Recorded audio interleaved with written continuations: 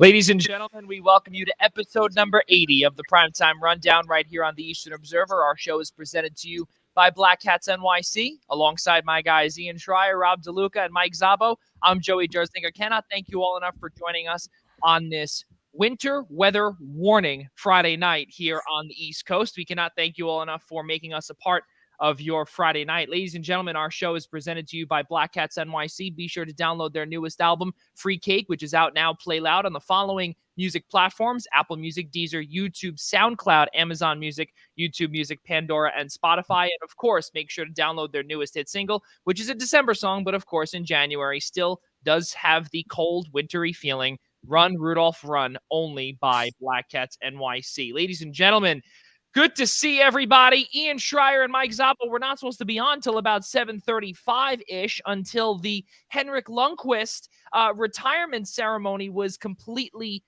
completed. But of course, Ian Schraier has disappointed us. Ian, good to see you, sir. Well, you mentioned it to me before the show, Joey, about how I had to grow out. I was growing out my playoff beard, and it's only January. But you know what? I could have been growing out my playoff beard because I was hoping for Joe Schoen and Brian Dabal, and clearly the beard worked. It worked its magic.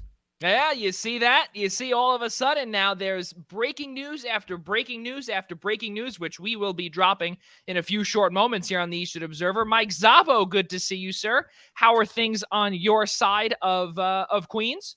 Doing well. Just this retirement ceremony. I mean, it's well deserved. I mean, if only the Rangers could have got a cup for him. That's the only thing missing. What a shame. But a great night, and we got breaking news for the Giants. I mean, what better can it be? As long as the Rangers get a win tonight, it's a perfect night. Well, listen, I mean, if it's anything like 2014 in the Stanley Cup Final in Game 5, who knows? You have to go there. You have to go there. Hey, listen, all I could tell you is that was a fun night. Rob Mike, DeLuca. At least the Rangers have been there within the last, I don't know. Yeah, that's okay. But remember, one Stanley Cup since 1940 means bupkis. Rob DeLuca, good to see you, sir. How are things on your side, and what do we have coming up on our show tonight? Oh, it's cold. It's cold as all hell here. Snow's coming down. Horrible time to be in New Jersey or New York, where we all are.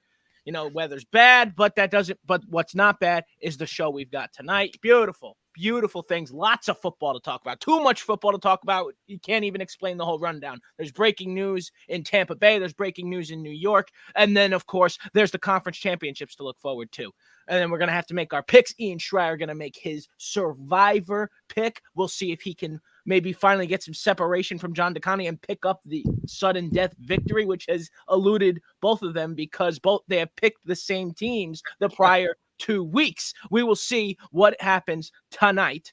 And then, of course, we'll break down Henrik Lundqvist's jersey retirement ceremony just a little bit. Got to touch on the greatest goaltender of all time to never win a Stanley Cup. That's right. And then we have to talk a little bit about St. John's as they head to Villanova tomorrow night, and maybe recap how their game against Seton Hall went as well. It's a packed show, Joey. Very packed show. That's probably the longest I've ever talked, and it's probably the longest I'll ever talk ever again. Well, we have to also remember that in addition to Mike Szabo coming on as always and being the good rotational host that he is, we also have John Hendricks, who's the lead writer and reporter for Saints News at Sports Illustrated and the host of Believe in Saints podcast on the Believe Podcast Network. He will be with us later on around 7:35. It's going to be a ton of fun here on our program tonight. Episode number 80, of course, will get started with a lot of breaking news. And for starters, the big one here in the New York area is offensive coordinator for the Buffalo Bills is now going to become head coach of the New York Giants, Brian Dabal. Amazing stuff to see, ladies and gentlemen, that there was also some talk that we actually got a chance to see even a few moments ago that Brian Dabal was very close to interviewing for the New Orleans Saints head coaching vacancy. That was a big deal as well. So, we'll start here with Ian Schraier because, he's been hoping for that. He falsely claimed that he grew out his playoff beard, even though fatherhood comes first. He just forgot. What do we think here about this hiring? Because this is a big deal. Joe Schoen, Brian Dabal. The only thing missing is Josh Allen, of course. Yeah, I mean, I think from a collaboration perspective, as a New York Football Giants fan, it's great to see that, and I hope we get more details as we see his press conference and have an opportunity to learn a little more about what went into the hiring. If the Maras step back like John Mara had said he was going to, and that they were going to give the reins of the team and the front office to the new general manager, Joe Schoen, who came from Buffalo. So, I mean, even off the second that Joe Schoen was hired, it seemed like it was going to be a no-brainer slam dunk that once the Bills season came to a close, that Brian Dabal was going to be the next head coach of the New York Giants, or so you hoped. I mean, there was all that talk about Dan Quinn. Leslie Frazier's name was dropped. I know there was a lot of pickup with that after Pat Leonard's report came out about Dabal potentially going to Miami. So they were saying, it's going to happen. And I think every Giants fan was kind of fearing for their life a little bit, strictly because of the performance that the Bills defense had this past weekend against the Chiefs at Arrowhead, and saying, I don't know if this would be the best head coach, but Dabal's been destined at this point to be a head coach. He was going to be out of Buffalo no matter where he was going. He was I think you could make the argument he was probably the hottest commodity on the head coaching mark in terms of head coaching free agency. And the Giants got their guy. I know for me, I got my guy. I think this is great. This is a guy who has developed and given a lot of leash to a guy like Josh Allen. And I think it's just very important going forward towards 2022 and the continual development of Daniel Jones, who's entering into his fourth year, and to see whether or not the Giants are going to pick up that option on his fifth year. This is going to be a real big year for the Giants. I mean, not even to say like expectations are high, but just to show marked improvement that they brought in not only the right GM, but also that the GM brought in the right head coach, and they're making the right moves for player development. And we're also seeing the growth, hopefully, of Daniel Jones. Yeah, there's no doubt. You get a chance to see what Dabal and the entire coaching staff, as well as the front office, did with Josh Allen. Josh Allen was also not supposed to be the cream of the crop of that 2016 draft class as well. 2016 or 17 or in that range. 2018, yeah. 2018, right. So, it was supposed to be the Josh Rosens. It was supposed to be the Sam Darnolds. It was supposed to be a lot of different players, and Josh Allen's name slipped a little bit. And look who's still standing. And exactly what that entire staff did, that's really absolutely amazing. And because we have 3 Giants fans in here, now the next one I got to go to Mike Szabo. You're happy. You're all happy. So, I mean, take it away, Mike. Well, we are now the Buffalo Giants, as I put it. That's what we now are. We've got the Buffalo. Get a couple of players, and get a couple of Buffalo players, and then we'll definitely give you that name.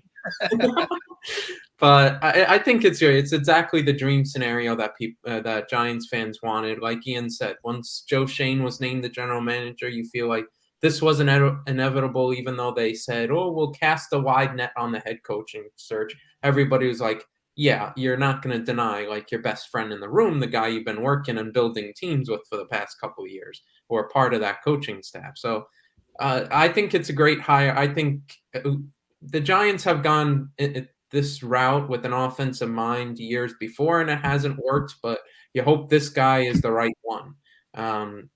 It was strange the amount of defensive coaches they were interviewing, because the worst part of the Giants team by far was the offense, and to bring in a defensive mind would kind of strike people in a weird position. So I think it's great you pulled in an offensive mind, the guy who's been coaching Josh Allen, calling plays for Josh Allen and whatnot, and executing a great offense for the Buffalo Bills. Not saying that Daniel Jones is anywhere close to Josh Allen, of course not, but you hope he can make this offense somewhat competitive and help get this Giants team to be a much more competitive team in the NFC East. Yeah, it's really unbelievable to see this, in addition to, again, the defensive mind that the Buffalo Bills brought in Sean McDermott, who was the defensive coordinator for Philadelphia to start. That's where he got his career started. And then in Carolina, the whirlwind that he did, and he was able to bring the Carolina Panthers to the Super Bowl and Super Bowl 50. So, and then right after that, he was eventually hired in Buffalo. But Rob DeLuca, you must be a happy Giants fan. There's no doubt about it. And maybe, to see what Daniel Jones might be able to do. We saw Joe Schoen. He did say that if they can get some pieces for Daniel Jones, that is his number one priority. I think it's very important. I mean, look, these are great hires. There's no question about it. Joe Shane, Brian Dabal. It's a beautiful, beautiful day to be a New York Giants fan, the start of something new finally. And I just am very excited. And I think you're absolutely right, Joey. I think that what matters the most is getting Daniel Jones the proper protection and the weapons to succeed here. Because as John Mara put it, we've done everything possible to screw this kid up. And you know what? He's right. There's no question about it. We truly do not know if Daniel Jones can be the guy or not, because he, one, has never been healthy for a full season. Two, he's never been protected. He's got to throw the ball within 2 seconds, or he's getting put on the ground. Thus why he's never healthy. Yeah. So it's just a matter of getting the protection and seeing what Daniel Jones, and not only Daniel Jones, Saquon Barkley, who the Giants are in limbo on if they're going to pay or not, see if he can go back to rookie season Saquon Barkley behind an actual offensive line. So I think this all comes down, while they're great hires, they're going in the right direction. John Mara stepped back, and the hiring of Dabal proves that he stepped back, because it was known that Mara wanted Brian Flores, but the fact that it is, in fact, Dabal means Joe Shane took the reins on that hire. But overall, it comes down to who they draft. I think also, I don't mean to interrupt you, but I also think too that, he definitely had a hand in it. But there's no question. There's no question. His hands were all over this. Yeah. Yeah. Especially because John Mara has every right to do that as team owner. There's no question about it. This is also something that Ian has brought up time in and time out too, about Wellington Mara and the Giants way, how that is very old school. And unfortunately, it does not really convert into 2022 National Football League. It does not, and that's exactly why these hires happen, Joey. Yeah, so, and that's why they happen this way. But he's still going to be an owner of the team and be involved. Just stepping back doesn't mean you ignore the team completely. It just means, okay, it's time to adapt. Let my new GM take over here and run things, and I'll supervise from there's smarter people in the room. Let's use like a perfect example here, like the perfect example of what Rob's trying to allude to in terms of or Joey's trying to allude to in terms of an owner who oversteps his boundaries has to be Jerry Jones, right? Like he doesn't. It doesn't matter who the general manager of the Dallas Cowboys is. Jerry Jones makes the day-to-day decisions of what happens within that organization. And ever since Jerry Johnson, with the exception of the one Super Bowl that they won with Barry Switzer as the head coach of the Dallas Cowboys, which really was with Jimmy Johnson was with Jimmy's players. That team has yet to win a Super Bowl. And I think there's a big reason as to why that is. And I think Jerry Jones has everything to do with why that team has yet to celebrate or even make it to a Super Bowl since I believe it's 1995. Yeah. So to that point, I think we're learning very quickly. I think a lot of this goes back to, again, conversations that we continue to rehash over and over again. I think a lot of John Mara sticking his hand in the cookie jar goes back to, everything with Eli Manning and the end of his career. And I think it all spiraled from there, was that the fact that this team was trying to win one more Super Bowl for Eli. And I think John Mara wanted to seek every way to make that happen. And they tried bringing in Pat Shurmur. They tried bringing in Ben McAdoo. Hey, kudos to Ben McAdoo. You're the new OC of the Carolina Panthers. Who thought you'd get another job? You tried going with Joe Judge, who we all thought was a slam dunk, right? So it's no longer about, I just love what Bill Belichick does because Bill Belichick was the defensive coordinator of the Giants for 2 Super Bowls. That we need to bring in former Patriot guys because they've worked. They historically haven't worked. So I think this was just a great move by the Giants front office. It's a step. I wouldn't say that everything has automatically in the span of 2 weeks transformed. It hasn't. But at least to say that they hired who we all thought in terms of they needed to find guys who excel in player development and drafting right and just player evaluation. They brought in the right 2 guys to set the table going forward. Yeah, there's no doubt about it. And like I've said to all of our audience, including to the three of you guys. As a diehard Eagles fan, I am very afraid of the future because it's a good being afraid. This team will be not good in the short term because of cap issues that have the mess that was left by prior management. Right, Absolutely. exactly. Yeah, but again, listen, anything is possible. You got a chance to see a Philadelphia Eagles team go 9-8 when they were projected to go 4-13. So listen, anything is possible. Yeah. And especially with a massive dead cap hit that the Eagles had, almost $45 million on the dead cap. The Giants are going to have something very similar. Could they get back into playoff contention? I don't know. Again, it's going to be very, very difficult, especially when they have to make some hard-nosed choices on who to keep, on not even who to keep. It's can they afford this? Can they move these contracts way down? And that's going to be really tough, but really kudos to the New York Giants and to Brian Dabal for getting all of that done. We do have another piece of breaking news, though. CBS Sports headquarters put up a video a few moments ago, about an hour ago, that was actually sent into our group message here, saying that it looks as if that Tom Brady's retirement is imminent. And those are close sources closest to Tom Brady. Well, I want to speak about this because that would be officially the end of both my childhood and Rob DeLuca's childhood. Mike Szabo's still a baby, but with that, his rookie season was when you were born, dude. You got to exactly. So so the bottom line here, though, is that all joking aside, is that if that does happen, right, and we got a chance when we spoke with John Hendricks earlier, Rob and Mike, we got a chance to speak about where the potential quarterback, the puzzle pieces, where are they going to fit in? Who could go to Tampa Bay if Tom retires? But now, cat's out of the bag. The messages or the secrets out of the bag. We did pre-record that segment with John Hendricks, but if Tom Brady does retire, if these rumors are true, if these reports are true,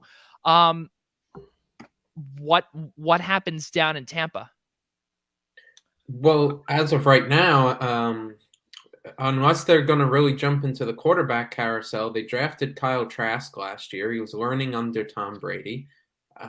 As of right now, I guess they give him a shot and see where it goes from there. I think it's interesting.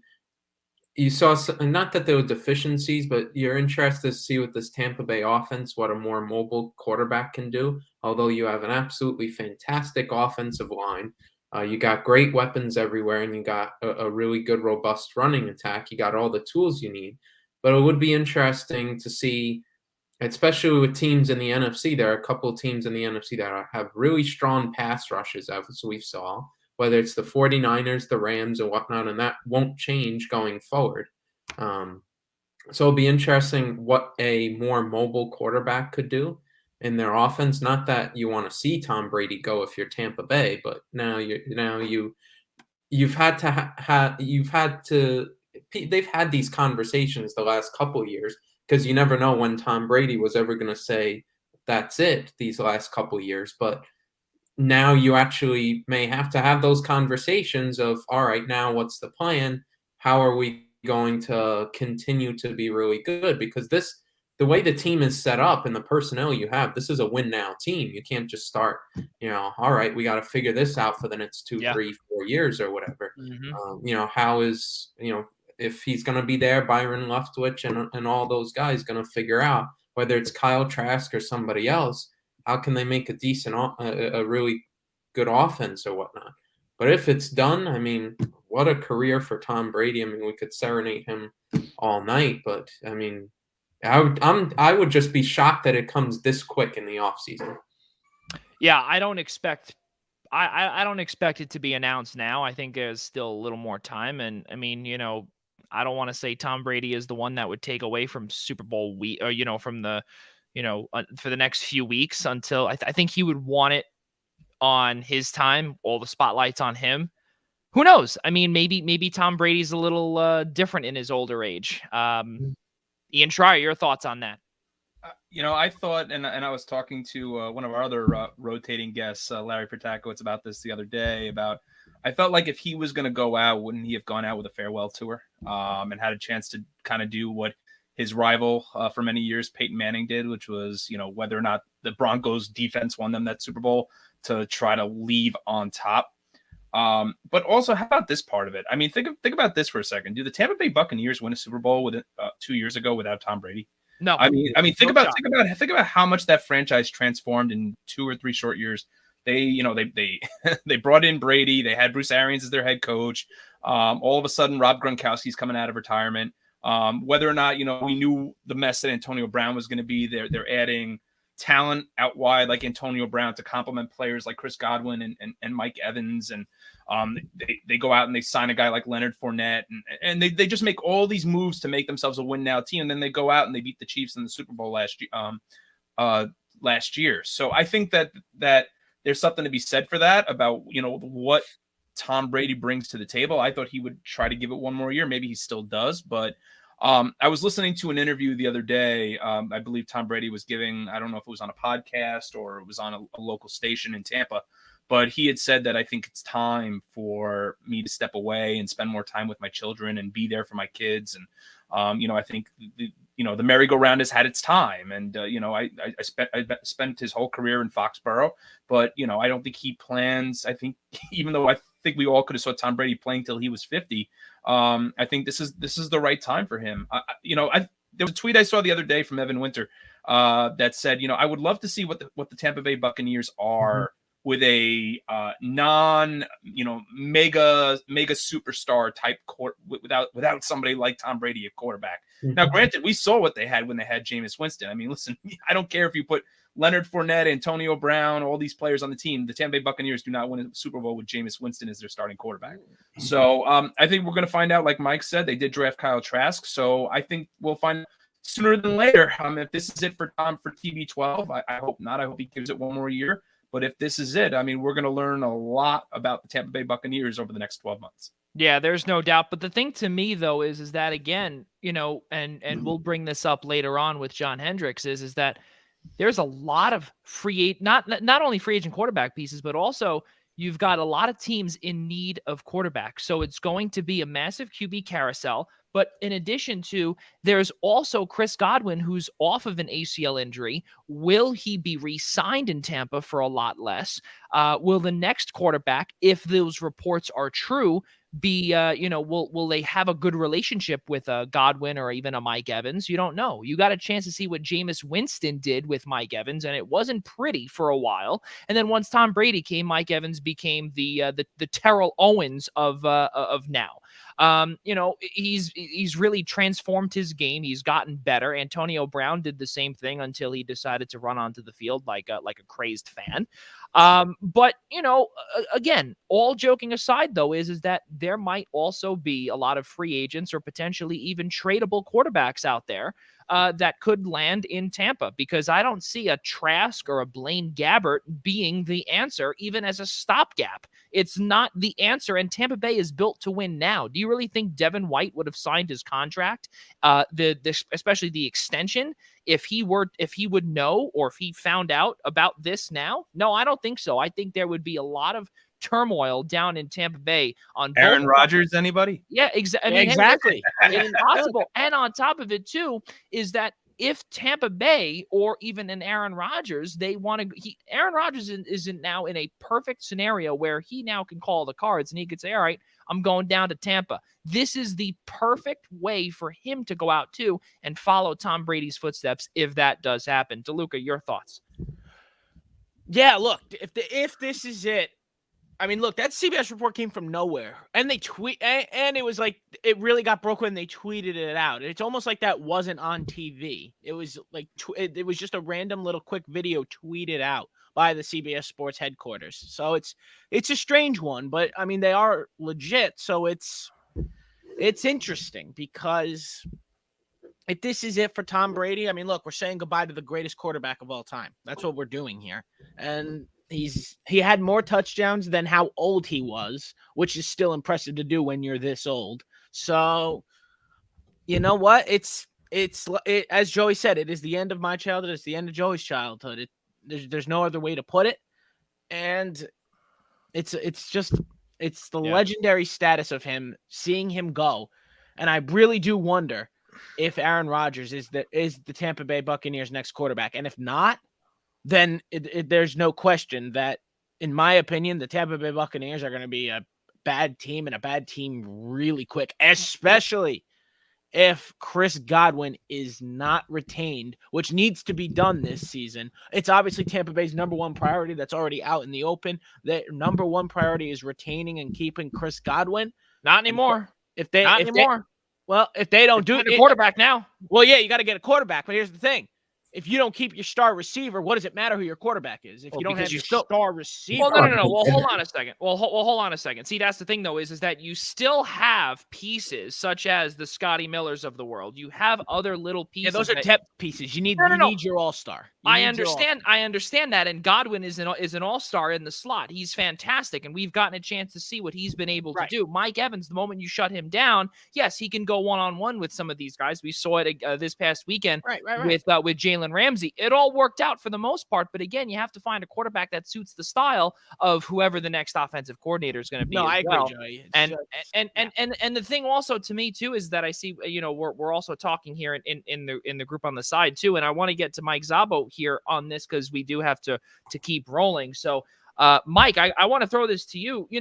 The big thing about Aaron Rodgers potentially going to Tampa, there's another little marble that was thrown into the pot there, because Nathaniel Hackett, the offensive coordinator in Green Bay, is now the head coach in Denver.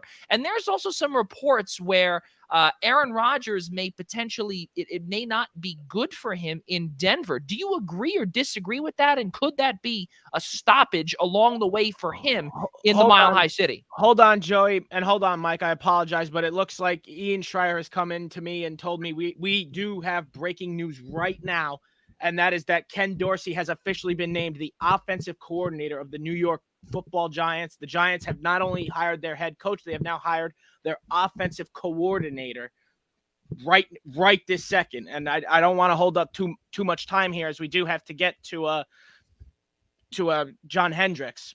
But breaking news right here as we are live here on the Eastern Observer, Ken Dorsey named the offensive coordinator of the New York Giants. Yeah, that's a big deal. That's definitely a big deal as well. And pieces are coming in left and right with the Giants. I'm telling you, the Giants, even when Joe Judge was hired, pieces did not move this fast.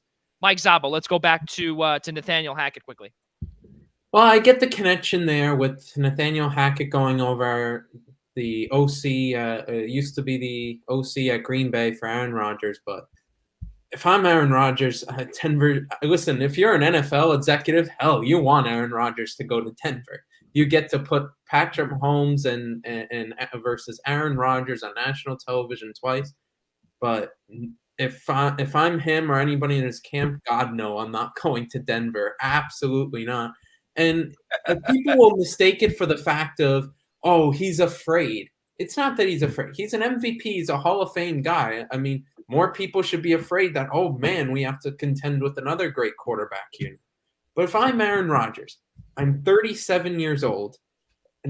Tom Brady is an anomaly. He's a phenom. I'm 37 years old. I don't know how much longer I'm going to be playing. Why do I want to go into a division where I have to? Yes, you get an extra spot now with the new playoff expansion. But why would I want to go into a division where you have Patrick Mahomes to play twice a year, Justin Herbert to play twice a year? Derek Carr's Raiders always seem like they can play like God's greatest team for one game here or there and spoil you. So it's like, why do I want to go into that division? And then when you get into the playoffs, I got to go through Josh Allen or now Joe Burrow. And why do I want to do that? When in the NFC, I could have Tom Brady retiring, and who am I going through? Matthew Stafford, Dak Prescott. I'm taking anybody in the NFC all day. If I'm Aaron Rodgers, my teams, if Tom Brady is truly retiring, I'm going Tampa Bay and I'm going San Francisco. Now that is a pretty good analogy. Or New Orleans. Well, San Francisco, and I'll be quick. San Francisco makes a lot of sense because lest we forget, Aaron Rodgers played his college ball at Cal. He's originally from the San Francisco area. So, I mean, that would make a whole lot of sense, and to pair him with an offensive-minded head coach like Kyle Shanahan, Mike, I mean, kudos to you on that. That would be an outstanding move for the 49ers. There's no doubt about it. And he's 0-4 against the 49ers in the playoffs. He had to go there, huh? Join him. So basically you're saying you're going to do what Kevin Durant would do, right? If you can't beat him, join him. Who cares? You get the championship. Who cares?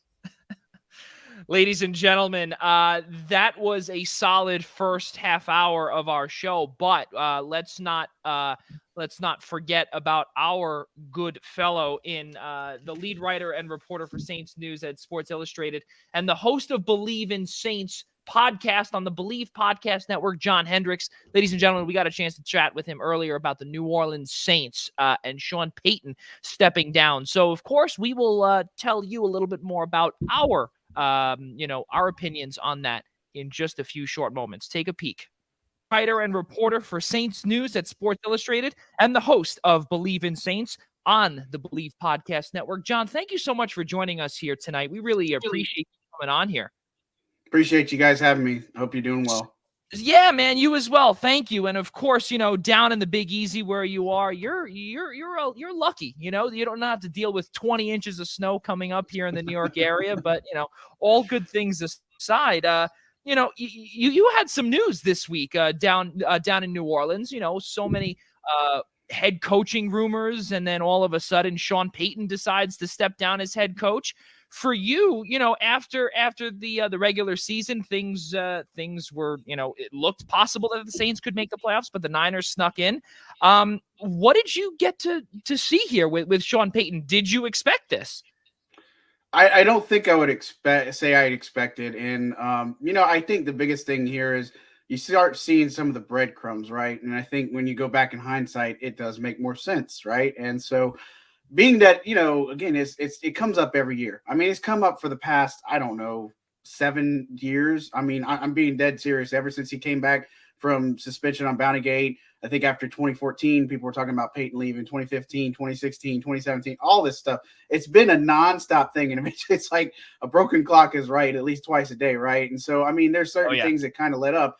But you see what happened. Drew left last year. And again, that was a little bit crazy in itself. But just the things, and Sean never said that, this season was like he wasn't burnt out. But my goodness, he suffered a lot, right? Team was displaced for a month going for Hurricane Ida and up in Dallas, and they had to play their home opener in Jacksonville. They had 58 different starters, 4 different quarterbacks. I mean, they've had all to adjust to all this COVID stuff. I mean, I think that in itself has put a big damper, but he left the competition committee about November, and that was a little bit interesting there to see him do that and just kind of step down and just kind of be kind of mum about it. But, I think when you look at it and you start hearing hearsay type stuff, and then when people like Jay Glazer get on board, which Jay and Sean are really tight. So if it comes from Jay, it's legitimate that this is a potential possibility. And so once you got that news kind of on Monday and he kind of revealed some of that, that's when it felt a lot more real to me. And then Tuesday, it just kind of like shot out of a cannon to like just give you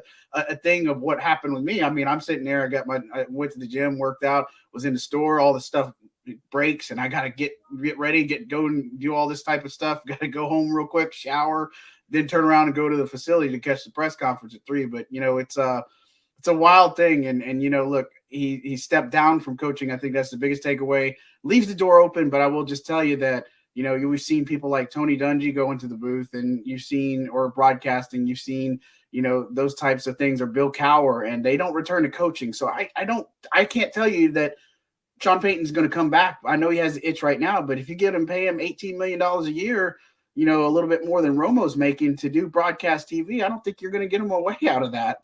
Yeah. And the thing to me also is that, we got a chance to hear this also when Aaron Rodgers lost too, that he doesn't want to be a part of a rebuild.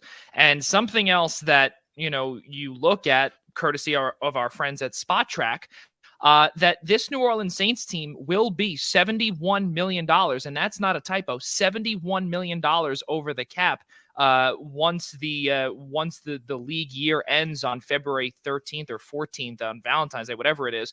And, that's really eye-popping when you look at that, because you have other teams, you have like the Eagles, you have the Packers as well, that are over the cap. But, now, is this something maybe that might have floated through Sean Payton's mind that, I don't want to be a part of a full-scale rebuild, that we're going to have to release a ton of, potential big-time players and, be stuck with a dead cap for a few years or vice versa? What do you think that could be? Was that maybe on his mind? I don't think so. I mean, I don't buy it at all, because the thing is, they've been operating like this for years. And so they were $100 million plus over last year. And that was only because of COVID and because the salary cap slash, and they were able to maneuver through all of that. And so, again, you get a lot of the talking heads that make this such a big deal. And again, it is a big deal. But the thing is, this year, as opposed to last year, they have less free agents they have to deal with. And really, the way their contracts are set up, you can pretty much get under the cap without having to cut anybody. And what I mean by that is you can turn some of these roster bonuses into signing bonuses. Then you push money down the line. Again, everybody talks about the bill comes due, but the cap's expected to rise in 2023. So that bodes well for them. The only dead money they're having to deal with right now is $11.5 million for Drew Brees, in the way those things are, the voidable years and those types of things set up. And then if they can't get a deal done with Teron Armstead before he hits free agency in March, it's going to be a $13 million charge. But look, you look at high contracts they have, like Lattimore, Thomas, Ramczyk, they can move that money around. I mean, that's not going to be a surprise. So again, you look at the salary cap situation, they've done it for years, Mickey Loomis and Kai Harley. And Loomis spoke to us today. He said, look, we're not blowing this thing up. We're not rebuilding. Nobody's doing a fire sale. So anybody that has these notions that Kamara is going to get traded to your team, you can pretty much stop. That's not happening. So again, they're going to try to fill the roster. And I think, they've got a good core intact to be able to be contenders. They've got some major questions to answer, though, like at the quarterback and wide receiver spot, and maybe some things on the offensive line, because that defense, I mean, you're only presumably losing 2 starters. Marcus Williams, you can franchise tag. Quan Alexander would be the other one. But I think Pete Warner could be that guy to take that spot. But, I think they're going to try to keep Quan because he loves being here. Well, and you brought up about the quarterback question. Now my last one before I throw it to the guys to our right here. Is Taysom Hill the answer? Is it Jameis Winston? Who's the answer, do you think? Or is it somebody else out there? I don't think anybody that's on the roster right now is the answer. And, I say that loosely because you got Taysom Hill. You got to remember, he's coming off a Les Frank injury. So in surgery now. So I don't think he's going to be ready by week 1. I'd be very shocked if he gets to that. And again, he could potentially do something there, right? But the other quarterbacks you have are Ian Book, and everybody saw what happened against the Dolphins. That's not fair to assess him based off that, but it's not a good look. And Then you got Blake Bortles because of a reserve future deal. Now, Jameis Winston, I could see them bringing him back and, upgrading the talent around him. I think that's the best course of action for him, because the Saints wide receivers, they were just, I say this loosely, but they're pathetic. They were pathetic last year. I mean, they just weren't consistent, and it's easy for me to say that, but the proof's in the numbers and the production too. But, and the good news about Winston is he's only coming off the ACL injury, and he looks great in his rehab. He didn't have the MCL damage like they thought he did and required surgery. So that bodes well that he's just coming back from an ACL injury, which is serious. But I think he's making steps in the right direction. But the other thing is, you got to remember, other teams are going to need quarterbacks. You got the Steelers out there. They're going to need a quarterback. I don't know if Matt Ryan's going to stay on with the Falcons. They move in a different direction. That could be potential. If Las Vegas is really going to try to entertain trading Derek Carr, that's another thing to look at. I mean, Jimmy Garoppolo on the move. There's going to be some other teams that are going to need quarterbacks too. So it's not just the Saints. They do have some upside there in Kamara, Ingram, Michael Thomas, Marquez Callaway. They got some good building pieces, if you will, and a good offensive line to be able to protect. But they got to kind of swing for the fences here. But again, I got to tell you, I think Taysom did a good job. I think he had a really good time, much better than what he did a year before. And I think he can evolve and do better. But again, you got to upgrade the weapons around him, first of all, and to give him even a chance. But again, I don't think he's a long-term answer. He's let's put it this way. You watch the Bills and Chiefs games, he's not doing what Patrick Mahomes and Josh Allen did and that craziness. It's just not happening. Rob DeLuca, go ahead. Yeah, John, thanks again for coming on.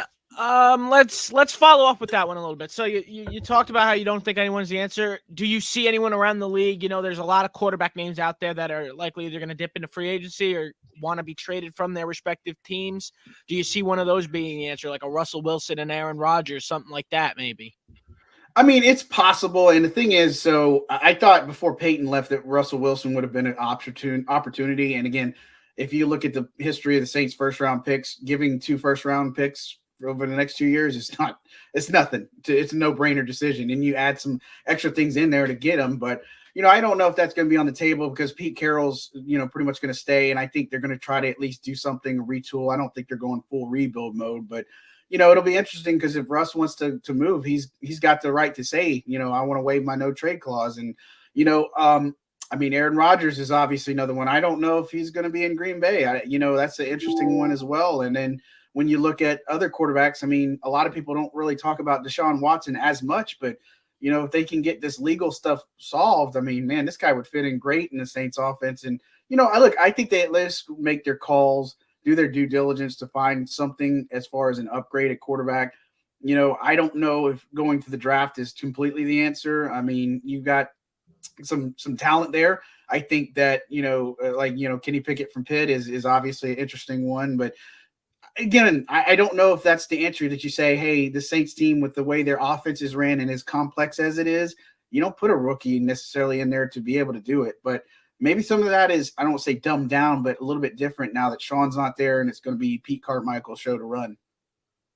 Yeah, no, I couldn't agree more. So I was gonna ask about the potential coaching search, but you believe it'll be Carmichael that ultimately takes the reins in New Orleans there? Well, he's going to do the offense. And so I think when you look at the coaching moves, I obviously Dennis Allen's your front runner. That makes the most sense because if Dennis Allen gets promoted, you could promote a defensive coordinator. Chris Richard was drawing interest from the Ravens. They filled that spot. He's also got an interest from the Steelers. That remains to be seen as well. But, again, it allows you to potentially promote within for your defensive coordinator spot, put somebody like him or Ryan Nielsen there.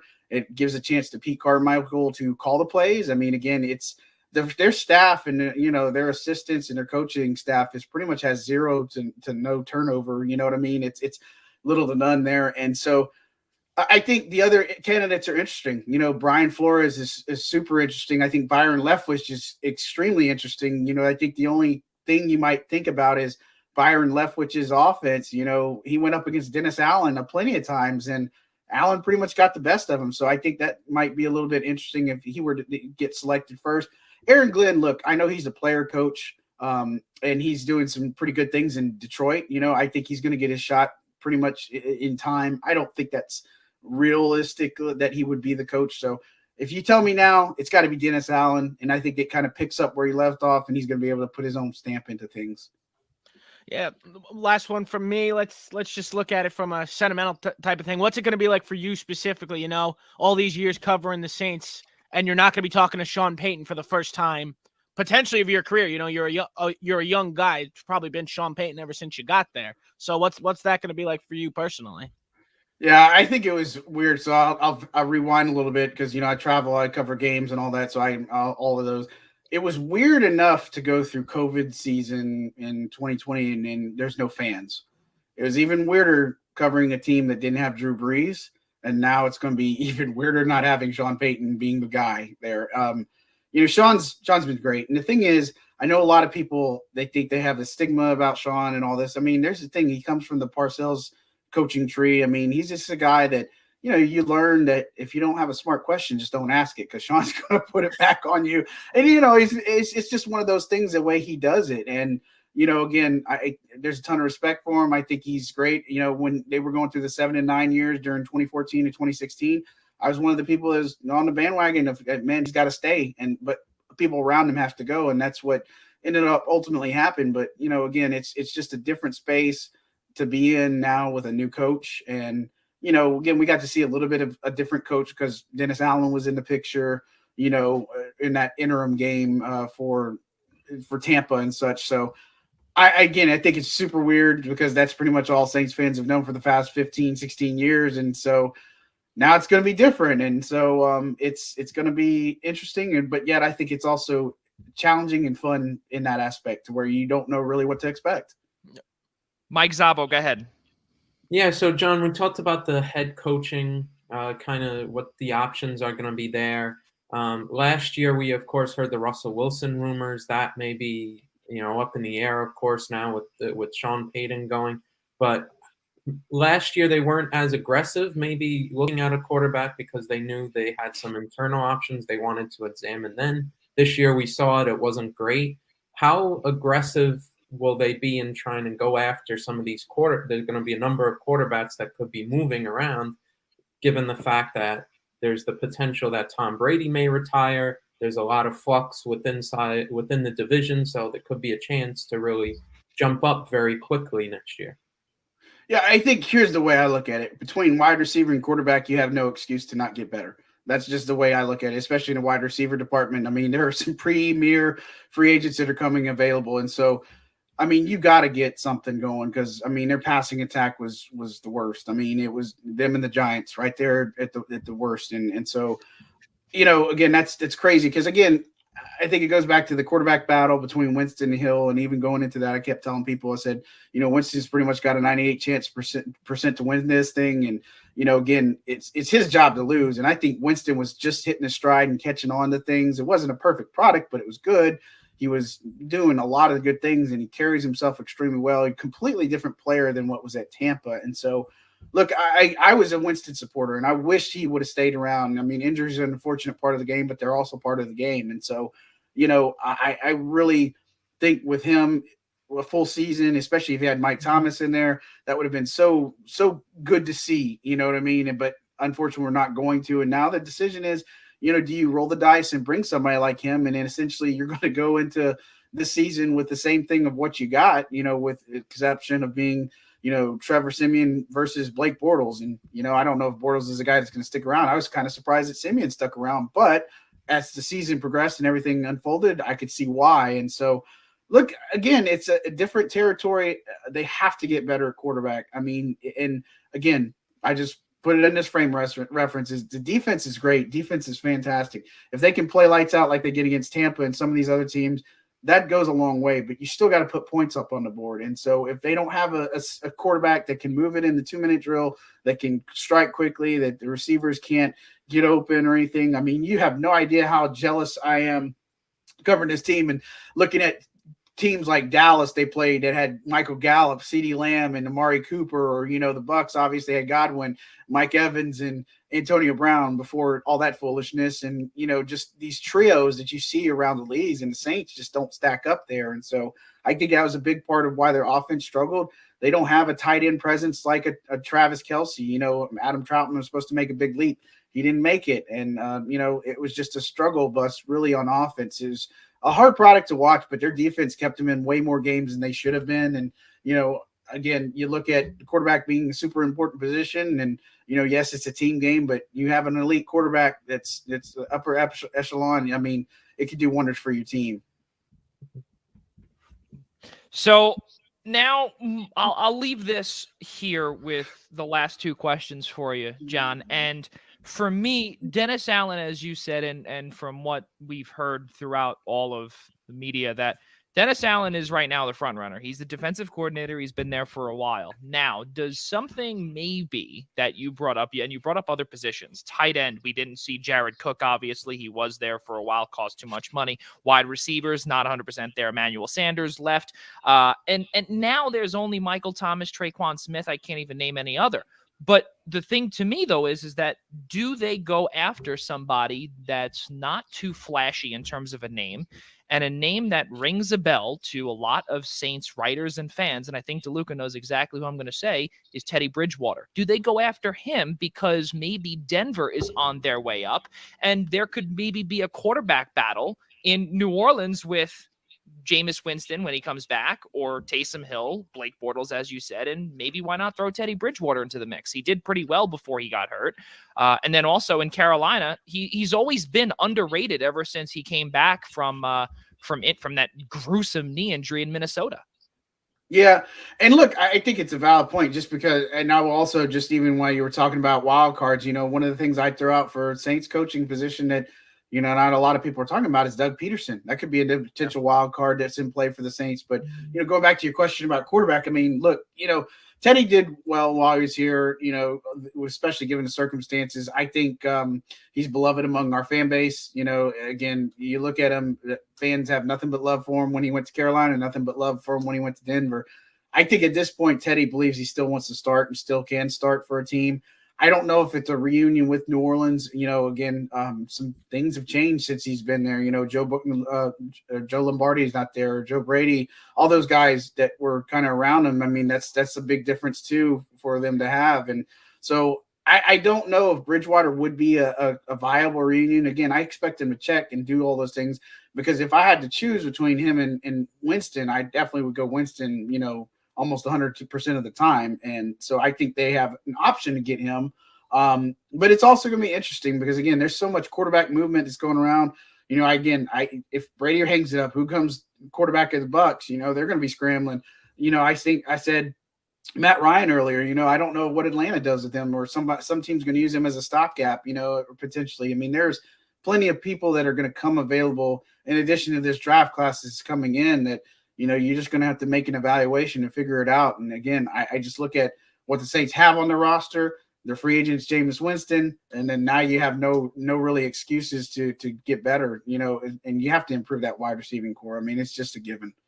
Right, and that's why, and that's why actually why I brought up about Teddy Bridgewater, because you may not have to spend that much money to get him, and then maybe improve in other places with some high priced, not high priced free agents, but spread the wealth, if you will, across that roster. 16 seasons as the head coach for Sean Payton, 10 winning seasons, 9 playoff appearances, 7 NFC South titles, and 3 NFC Championship appearances, and of course, the Super Bowl 44 champion in 2006, as well as AP Coach of the Year in 2006. John, I gotta leave you with this here. This upcoming weekend, amazing games, a pair of amazing conference championship games. Who do you got?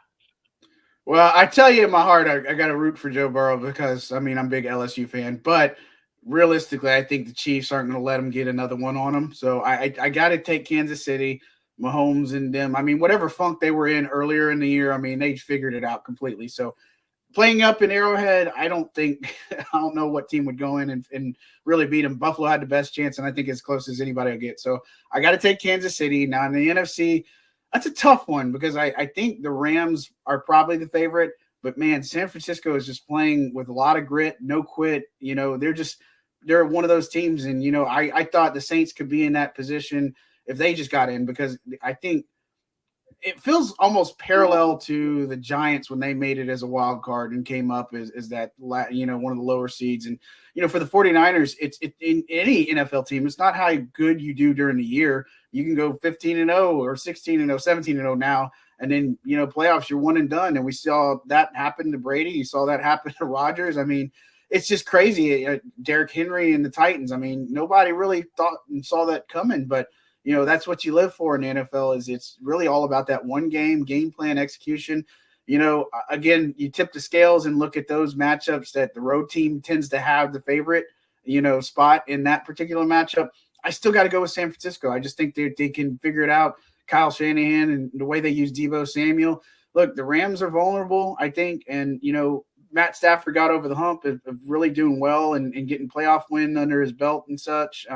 But now I feel like this is the spotlight, and I don't know if the time bomb's gonna tick out for him, and turn back from Cinderella, if you will, if you know what I mean. But I got to take San Francisco, so I feel like they're the team that can really move on in advance here. Yeah, we'll have to see if LA could become the second team to have to be in a Super Bowl in their own building. That would be something. Ladies and gentlemen, John Hendricks, lead writer and reporter for Saints News at Sports Illustrated and the host of Believe in Saints on the Believe Podcast Network. John, thank you so much for joining us here tonight. We really appreciate it. No problem. Thanks.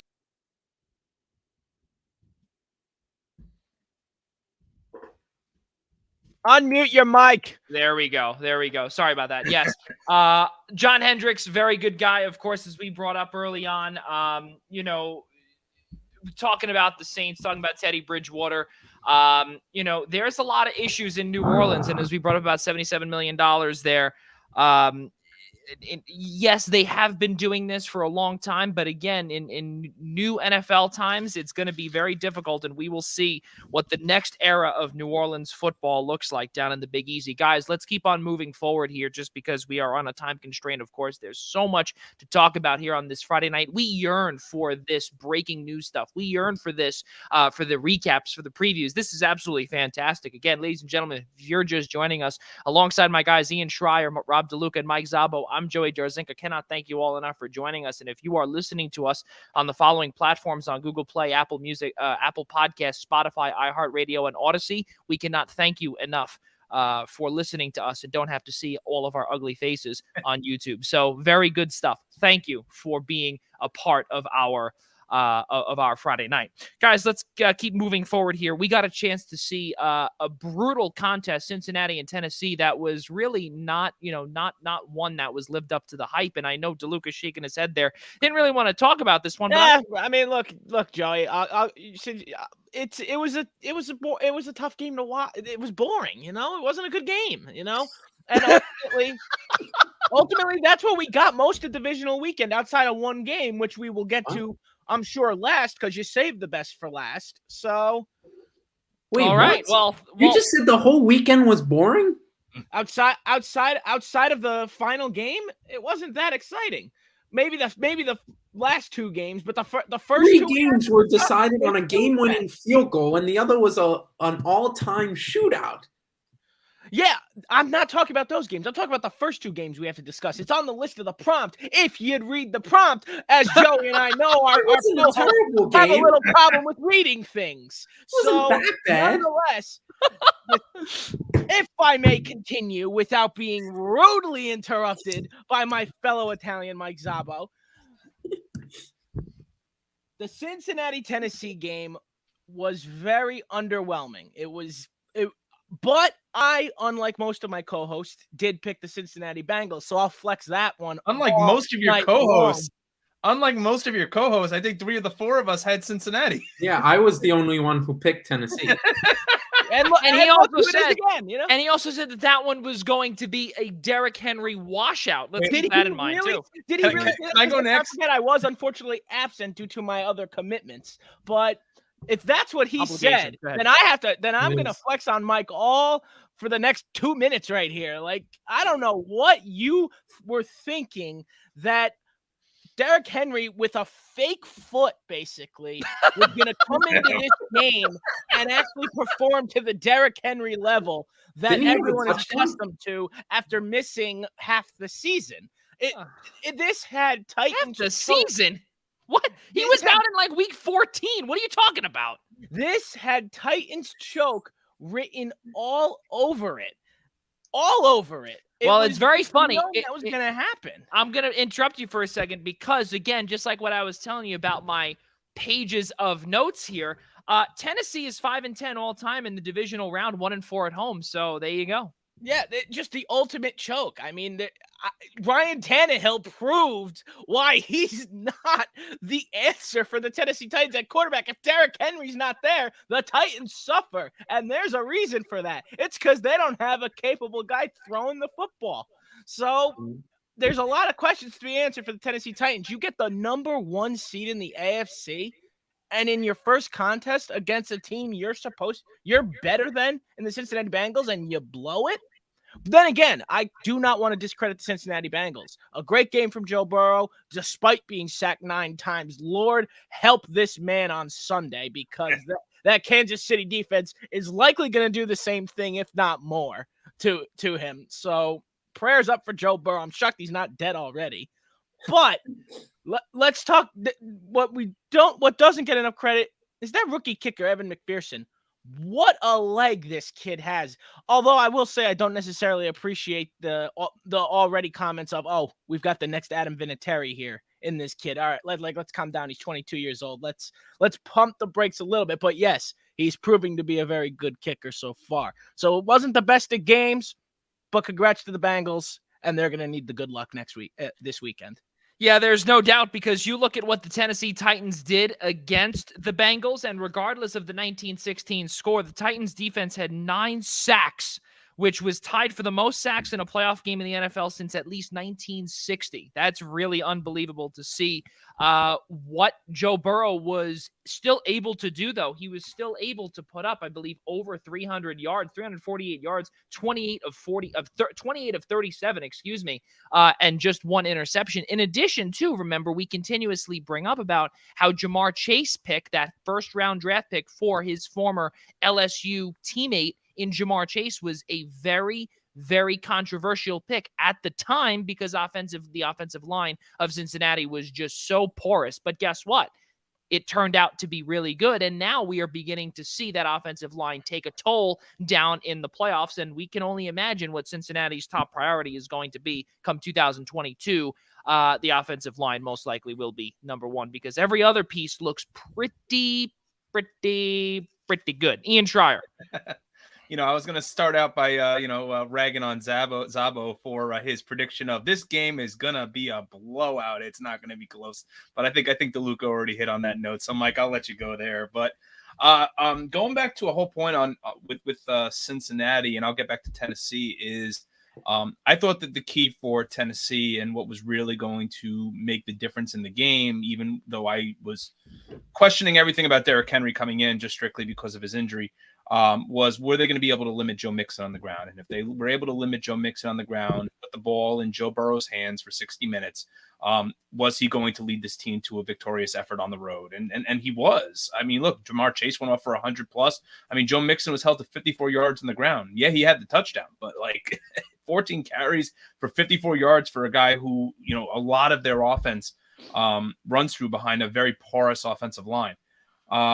But to DeLuca's point about Tannehill, yeah, I mean that's been my problem with Tannehill for a while. That's been my problem with Tennessee as a 1 seed for a while. I mean, look at the division that they played in for much of the year. I mean, you almost have 4 guaranteed wins. And sure, you want to count Indy as one of the wins, so almost 5 guaranteed wins out of that division. I've been saying for weeks now that the NFL coach, the AFC coach of the year, is Zach Taylor and not Mike Vrabel. I've had problems with Tennessee all year. I mean, you really have. Ryan Tannehill. Problem with them. Right, he really has, right? Ryan Tannehill has not looked good. Did not look good all year. I mean, he underwhelmed all season long, and this is a team that rides the back of Derrick Henry continually, and understandably so. I mean, the guy's an MVP caliber running back. But to put the weight on, and I think we, the three of us, when we were here last week, Joey, myself, and Mike, we had said, Julio Jones is back, AJ Brown is back. I think the game's going to be close. The game was close, but Tannehill's still underwhelmed, and I think Derrick Henry's injury made the most significant of difference. Oh, yeah. Oh, there's no doubt about it. My goodness, you bring that up also about the number 1 seed too. Again, looking in the handy dandy notebook, Tennessee's 0-3 in the playoffs as the number 1 seed since 1975. That is definitely something big, and we brought this up too last week with Mike too. Mike, down just below me about with Julio Jones. We brought up about AJ Brown, really how everything with Tannehill has really mirrored his time lately. His numbers may not show it, but has mirrored his time in Miami. It was not a good season for him. And you got to see it down the stretch. It was not good. It's very difficult to put your hand on what the problem is with Tannehill. Is he still technically a first round bust?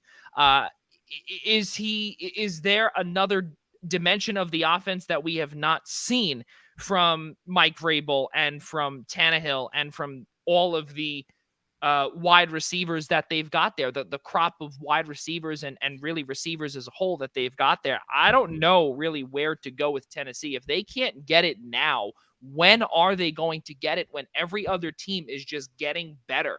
And keep in mind too, they made the 1 seed by the skin of their teeth because Cincinnati was just right behind them, in addition to Kansas City as well. And also, of course, with New England as well. There were the 1 to 4 seeds, guys, was so close together in the AFC this past season that it really made for good football. Mike, I'll end Cincinnati and Tennessee off with you here. You had Tennessee winning in a near blowout, and Yeah. Voice, sir. They should have won this game. Just because Ryan Tannehill couldn't find the damn pass. And they were in that, and Derrick Henry was doing enough on the ground. You They sound like a kept lot of Joe Burrow Dolphins enough fans, in Mike. pass. A lot of Dolphins fans sound like that too. He couldn't do it. Ship his Yeah, ass but out. the problem was last year, Tannehill rebuilt his reputation as one of the more accurate quarterbacks. He started to find this rejuvenation in his career and tail off the interceptions, be a really accurate quarterback, be able to move the chains. And this year, I don't know what's happened. That's all just fallen off. He's become mistake prone once again, inconsistent. Really, like you said, it's defined to his time in Miami. And it's really strange. It's a really strange case. I mean, they did everything they needed to in order to win that game, except that quarterback just couldn't make one or two throws here to put him over. Yeah, it's really a shame to see what had gone on there in Tennessee, where again they just simply cannot get out of their own way come the playoffs, and especially in the divisional round. You saw Deonta Foreman, you saw Derrick Henry combined for 24 carries for a grand total of just 88 yards. That's really a tough thing when you've got AJ Brown pulling his weight.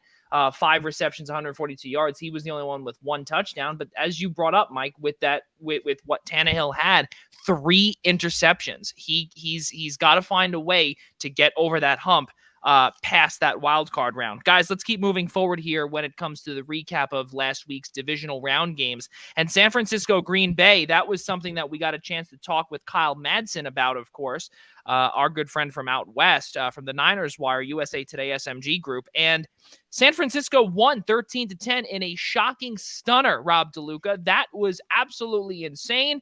Jimmy Garoppolo lives another day in the Bay Area.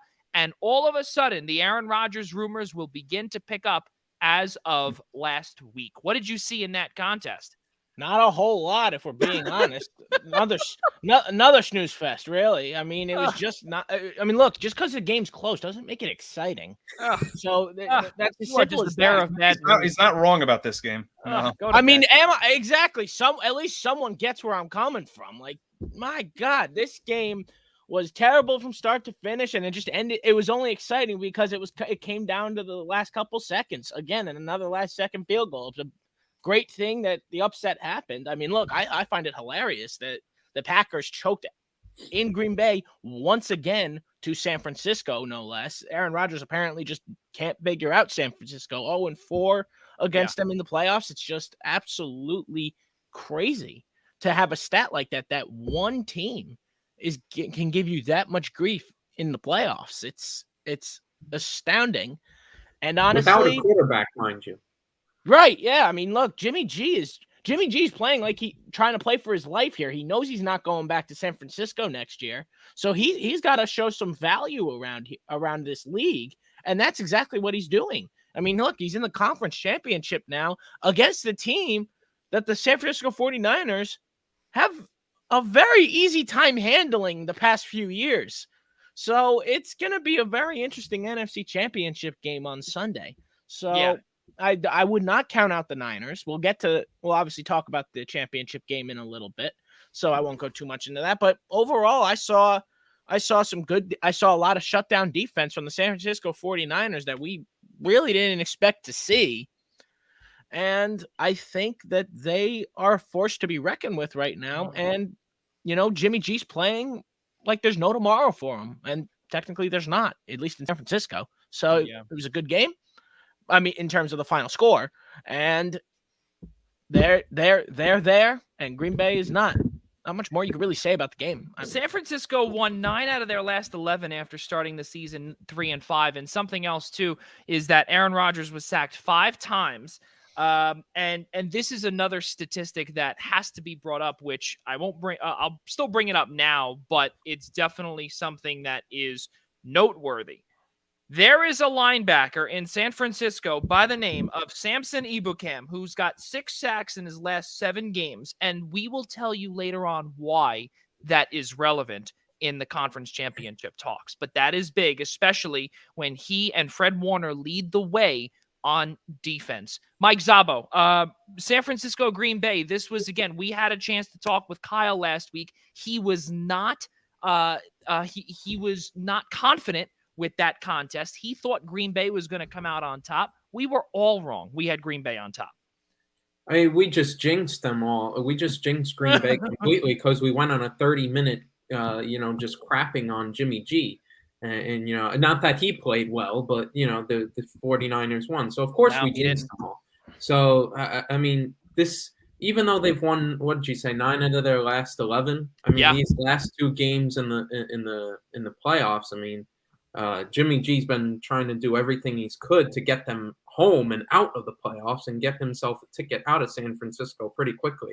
I mean, what was the stat line? 11 for 19, 131 yards and an interception. I mean, God. Yeah. And a 57 point trophy. Give the MVP trophy to that defense. I mean, stressful can't even begin to sum up what the 49ers fans were going through that. He was trying to do everything to lose that game for the team. I mean, your offense was 2 field goals and a blocked punt return for a touchdown.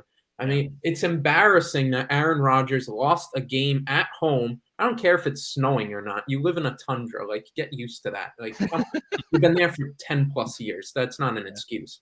I mean, it's how embarrassing you have a playoff game at home against a team that, I mean, if not for their incredible defense, should not have even been in that game the way their quarterback and offense was playing.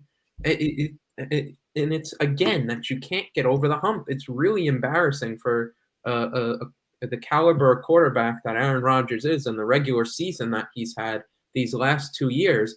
And then in this big game at home, everything's set up for you and can't get it done.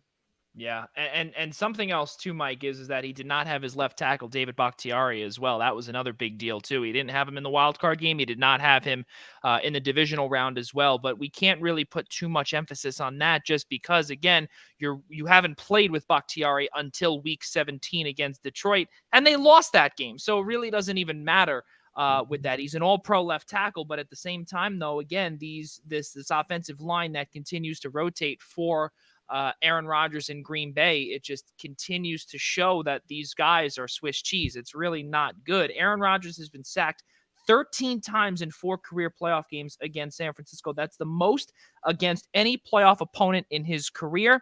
And also something else too, despite Aaron Rodgers being sacked 5 times, he had a 91.9 passer rating, which is still good. He was able to get it on target. And also another stat, which is really nuts too, guys, the 49ers are 7-5 all time in the playoffs against number 1 seeds. Well, they got a positive record against Green Bay. Ian Schraier, for you now, San Francisco, Green Bay, another game that, as DeLuca said, was a snooze fest. I thought a lot of the game, I don't disagree with DeLuca, as I said before. I thought a lot of the game was decided after that first drive, because when you look at that first Green Bay drive and the way they just marched down the field, it seemed like every third down the ball was going to Davante Adams. It seemed like Adams was going to go off. Like when we had Kyle Madsen on, you expected him to go off for about 200 yards and a couple of TDs. And after that opening drive, which we saw A.J. Dillon punch in from the goal line to stake the Packers to that early 7-0 lead, you thought this was going to be it. Green Bay was not going to lose the way they were playing. I mean, right off the bat, I mean, they just looked comfortable. Rodgers looked comfortable. And it seemed like just after that, I don't know if this is a credit to the San Francisco defense or just, or kind of, kind of passing a little bit of blame on maybe the game plan offensively, because it looked like they just went away from Davante Adams, and I don't know if that's a credit to the San Francisco secondary, or if that's really a demerit on the on the Green Bay offense as a whole. So that piece was concerning. And granted, they certainly got Aaron Jones involved in the passing game. I mean, there was a chance for Mason Crosby to kick a field goal that he missed. There was just a lot of pieces of that game that didn't add up to me. I mean, look, I sat here till I was blue in the face this time last year and said, listen, I don't care about Aaron Rodgers' playoff record. The man's a first ballot Hall of Famer. And after this last weekend, I'm not trying to say I'm concerned about his Hall of Fame status, but like it really puts a lot into perspective about Aaron Rodgers' career in the playoffs, and the fact that when the games matter most, does he show up? And I don't know if it was just the front seven again. I'm going to keep coming back to this point because I think it bears repeating. Is it the front? Is it the San Francisco front seven, or was it just a piss poor game plan by the Green Bay Packers? I don't know, to be quite honest with you. So I mean, I know we're going to get into further discussion about the Rams and the 49ers for this weekend, but look, give credit where credit's due. I mean, Jimmy Garoppolo didn't win that game. The San Francisco defense did, or maybe Aaron Rodgers did for them. But the fact that Rodgers lost at home at Lambeau, potentially his last year, maybe potentially at Lambeau playing for the Packers, all these things adding up that you just made you feel that this was the year that Aaron Rodgers was finally going to win his second title. It didn't happen, and it was just very underwhelming. Yeah, that's definitely something that to keep an eye out as well whenever if he does command a trade. He obviously still has another year under his contract, which could definitely make it very difficult for teams to send what the Packers might want. And why? Because once he gets into the playoffs, he's not the same quarterback that he is in the regular season. So that might shy a few teams away, ones that are potentially ready to give up an arm and a leg for this first ballot Hall of Famer. Ian brought up a point about, the last however many years with Aaron Rodgers, it's not the same come playoff time. And I think also for Green Bay too, I believe Ian brought this up last week about how Lambeau Field might not be the same as it used to be, like the House of Horrors. This is another wild stat too that NFL.com provided us, and we really appreciate that too. Green Bay has 7 home playoff losses over the last 20 seasons. That's a lot when normally you go into Lambeau Field and you are frightened. You are frightened to play in the tundra of Green Bay, Wisconsin, when it's negative 10 degrees as a wind chill. Guys, I want to go as a quick rapid fire here and go around the room here and see what your thoughts are. Is Lambeau Field the same home field advantage as it used to be the House of Horrors? Can Green Bay get a home playoff win in Wisconsin? Can it happen? DeLuca, we'll start with you first. I mean, of course it can happen. Anything can happen. Sure. To answer that first question, I mean, sure, the Packers can win another home game there in the playoffs eventually. Is it harder? Is it easier? It's definitely not what it's not what it used to be. It just seems like the fandom of football as a whole is a lot less than it used to be. So it feels like the passion that once was, especially in Green Bay, is gone. So it's definitely not that much of it. It's definitely not that much of an advantage anymore. The weather seems to play more of a factor these days than any sort of fandom at this point. So I'll say yeah, it's definitely not the same, Joey. Mike. Yeah, I think, like Rob said, I think they can win there, but I don't think it's as big of a fortress as it used to be. It's just other teams come in. Maybe they're smarter head coaches nowadays. The league has changed. Offensively, they're able to just scheme better for the weather, or maybe they just lucky that there's not a lot of playoff games lately that have extremely bad weather. I know the game last week had really bad snow toward the second half. In its last couple of years, it hadn't really happened that you had some really bad weather at Lambeau. Just happened, per chance. So it's not the fortress that it used to be. I think it's really insane that the Green Bay Packers have had, think about it, they've had Brett Favre and Aaron Rodgers back-to-back as quarterbacks. So you basically had Hall of Fame level quarterback play for almost the last 30 years, and you have one title to show for it. Yeah, that's definitely something that is eye-popping. Ian, we've got about 30 seconds. I don't think that's an easy question to answer, Joey, to be quite honest with you. I think Lambeau will forever, you think of Chris Berman, the frozen tundra of Lambeau Field, there's no place like playing at Lambeau. So I don't want to give you a yes or a no on that, but I will still say yes. I don't think Lambeau has ever or will ever lose its luster. And I think it'll be sooner rather than later before we see another home playoff win there. That's okay. Definitely a bold prediction there. Guys, LA and Tampa Bay, that was as what DeLuca alluded to earlier. The last 2 games of divisional weekend was not the snooze fest that Rob DeLuca stayed awake for, and this one was a good one. We got to see a 27-3 start by Los Angeles, and then all of a sudden, those ghosts of 28-3 back from Super Bowl 51 came into the heads of Matthew Stafford, Sean McVay, and the entire LA Rams franchise, and they almost blew it, to say the least. That was absolutely crazy stuff, fellas. Rob DeLuca, I got to start with you. Was this a snooze fest? And not when the halfway through the third quarter kicked in. No, up until then, when it was 27-3, yeah, you bet. I mean, look, it was a one-sided game for 2.5 quarters. And there's no denying that. The scoreboard said it itself. It was 27-3. So, but that's the thing. I said it when I was with my buddies watching this game, and I said to them when it was 27-3, I'm like, this game's not over yet. I'm like, it's Tom Brady right there. This game is so far from over, and sure enough, he nearly proved me right. It was that close. The comeback was unbelievable, but it was a comeback that almost was, and almost doesn't get you anything in the National Football League. So it was a great finish. And again, if that's goodbye for Tom Brady, I honestly, you can't say he didn't go out on top, because the way he played that fourth quarter, you can't say he did. That was practically as on top as you can get, aside from winning another Super Bowl. But he's already got 7 of those. So yeah, I was gonna say, I think he's good. Yeah. I think he's pretty good. I think in terms of being eliminated, that's probably one of the better ways you could go out with a performance like that individually. And but again, look, the Rams composed themselves and got refocused and went down and won the game in the fourth quarter late. And it was a great game to finish off. And the Rams do have their work cut out for them, especially because they've kind of proven that they apparently can't hold the big lead.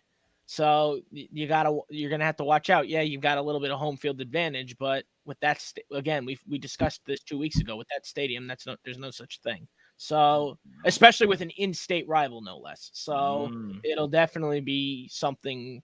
It'll be a great game. Look, I'm expecting a great game. Well, what's at stake, DeLuca? For them to become the second team in NFL history. Nobody remembers second.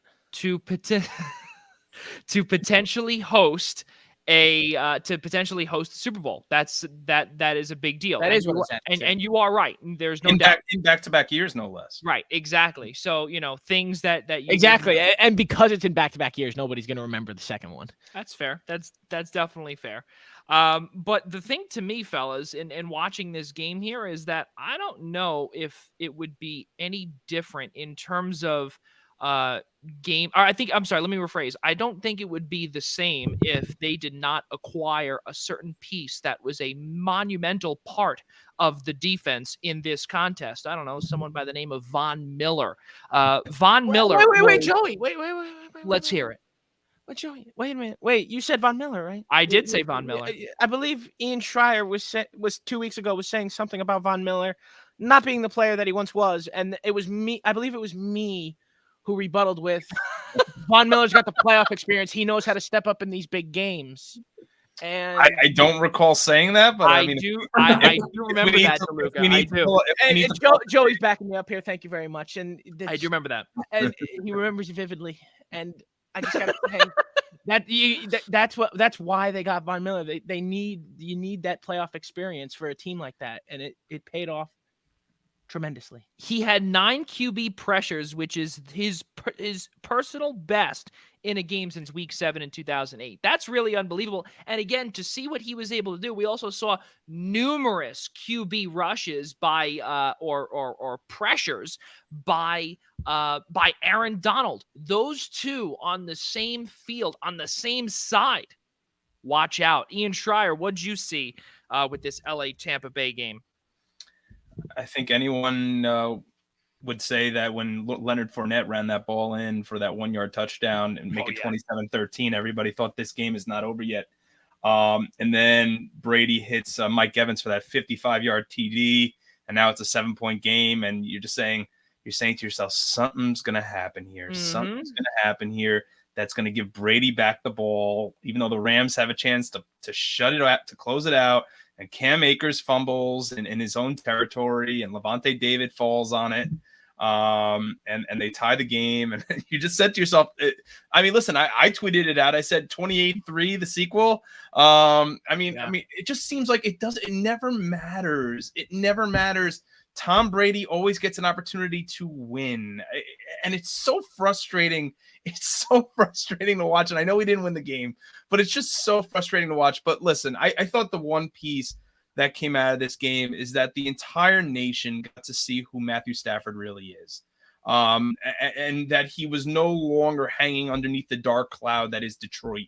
And that he, and playing for this team that has for years upon years laid claim to these losses in heartbreaking, gut-wrenching fashion, that he's now finally, they brought him to a city to win a championship. And let's talk about another quarterback, underwhelming regular season, but you cannot understate that the last 2 games that Matthew Stafford has had in the playoffs right now for the LA Rams. And I don't know if I'm teasing my pick here for in a few minutes, but I think there's a lot to be said, about the way Matthew Stafford is playing right now.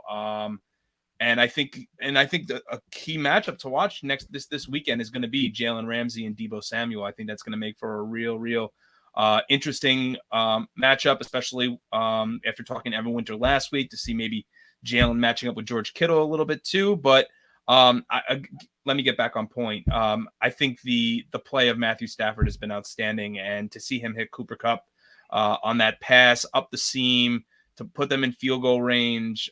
Just what a finish, what a game, and very, very happy for Stafford and the Rams. How do you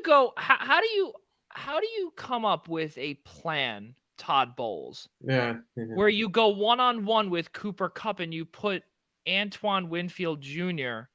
as the primary back. Well, he's He's the safety help over the top. Right. That's really tough. That to me is just absolutely wild. And it was a 44-yard pass to Cooper Kupp. And you know what? It makes no sense to me. Mike, what did you see? Not only what did you see, but the jaw-dropping pass that there was no, and yes, Antoine Winfield was the safety up the middle, but how do you mess this up on pretty much what could have been the last play, or essentially was the second to last play of the game? I mean, you took the words right out of my mouth. My first words would be Todd Bowles was an idiot. I mean, I don't know. What are you doing? I mean, the best wide receiver in the game this year, are you letting him just run up one-on-one? Why are you blitzing? Why are you blitzing at that moment? It makes absolutely no sense. Why are you blitzing? Just keep everything in front of you. It defies logic. It really does. Especially because right before that pass, the Stafford hit Kupp to get the other first down on the side, on the slot route. Yeah. And it's like, it was obviously looking for him. Why are you making it easier? And it's that, if you're a Buccaneers fan, I mean, so frustrating. I mean, because if you got to overtime, Brady's winning that game. No question. Oh yeah. I mean, they're winning that game. But I mean, listen, as Ian said, happy for Matthew Stafford. I've always liked him as a quarterback. Felt he's been massively underrated.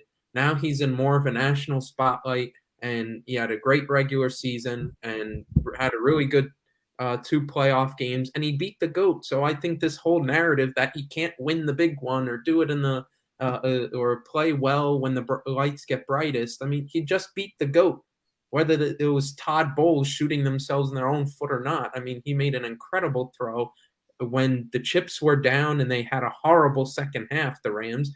He did what they needed to do to get the hell out of there and steal a victory out of Tampa. And Tom Brady had a rough game, too. He had a rough game. 30 for 54, 329 yards, 1 touchdown, 2 giveaways. Those numbers are good, but they're not, eye-popping. They're not Tom Brady numbers. Yeah, exactly. Those are not Tom Brady numbers. And what Matthew Stafford did, those numbers are eye-popping. 3 touchdowns, 28 for 38, 121.2 passer rating, 0 giveaways. I mean, listen, I think also, yes, Mike, he did beat the GOAT, But I think now you have to go home and you have to play a really tough San Francisco team who we brought up a few weeks ago. That San Francisco is really good on the road too. And this is something else too. Exactly what DeLuca said. Yes, about this home field advantage.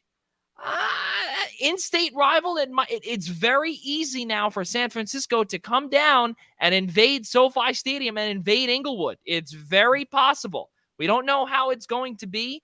But what I can tell you is that it's going to be a fun battle to watch. But before we get there, we still have potentially what could have been a top 5 playoff game of all time in the National Football League. Buffalo and Kansas City, a 42-36 shootout. A lot of people thought that this game was completely overblown. A lot of people, and in terms of the narrative of best or one of the best playoff games ever in the NFL, could it have been that? The overtime rules, they need to be changed. We don't know about that. Other people have some ideas, and we would definitely have a full roundtable here. We do see Ian nodding his head no, Mike nodding his head yes, so we will have a full roundtable there while those two debate it out, and me and DeLuca will just sit back and drink our tea. But the bottom line here, ladies and gentlemen. Zabo can go first. Well, hold on. We're not there yet. Well, we're not there yet. Just for that, I'm going first. Well, Buffalo and Kansas City, ladies and gentlemen. Tyreek Hill said peace out to Buffalo later on in the ball game. Gabriel Davis, the legend who no one knew about, had 4 touchdowns. And keep in mind, he's the first player in the Super Bowl era with 200-plus receiving yards and 4+ touchdowns in a playoff game. I want to start off with Rob DeLuca here because he said that he was going to start it off. We will get to the full roundtable discussion in a few moments. Well, now I ask you this again, DeLuca. Was the beginning of the game a snooze fest until the last quarter? No, this game is up there in NFL history. There's no other way to put that. This was incredible. That's playoff football right there. And that's what fans love seeing is a big, and it's not even the fact that it's a big offensive shootout. Everyone played well, both sides of the ball. So you know what? I loved this game. I think it was one of the best. It's definitely in the discussions for one of the greatest playoff games of all time. It's definitely in the top 5. It is. I don't know if it's number 1. Probably not. No, but it is definitely top 5. And it was just thinking about it. Just wow. I mean, yeah. I was with my friends watching it, and it just like the atmosphere I was in was going bonkers. So it was. I can't imagine what actually being in the stadium must have been like because just. Phenomenal performances, Josh Allen, Patrick Mahomes. It only made sense that this game would go to overtime just because, although it didn't seem likely considering you had 4 scoring drives in the final 2 minutes, which is ridiculous. Yeah. And then it ends because somebody won the coin toss, as that's how NFL overtime goes. So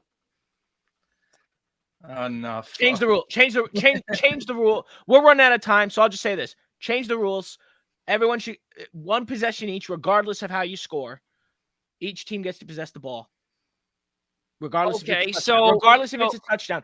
Only thing that ends the game is a defensive safety. All right, timeout. Really specific. So not only that, so are we going into the roundtable then? We might as well. We're short on time, Joey. So I'm saying let everyone describe the game and then just give their take on the rule. Because we are running low on time and there's still so much to discuss. So go ahead, Mike.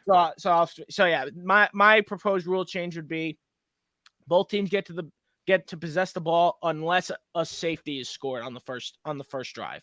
So if a safety Mike, scored, So that's Mike. So, I mean, listen, the game was absolutely phenomenal. I mean, there's nothing more to say about that. I mean, Josh Allen, Patrick Mahomes is a battle that we can be seeing for the next couple of years. And I mean, my goodness, the play of both of them, Just think about those two fourth downs that Josh Allen had to be able to convert to put them in a position to get that touchdown, to get back into the game.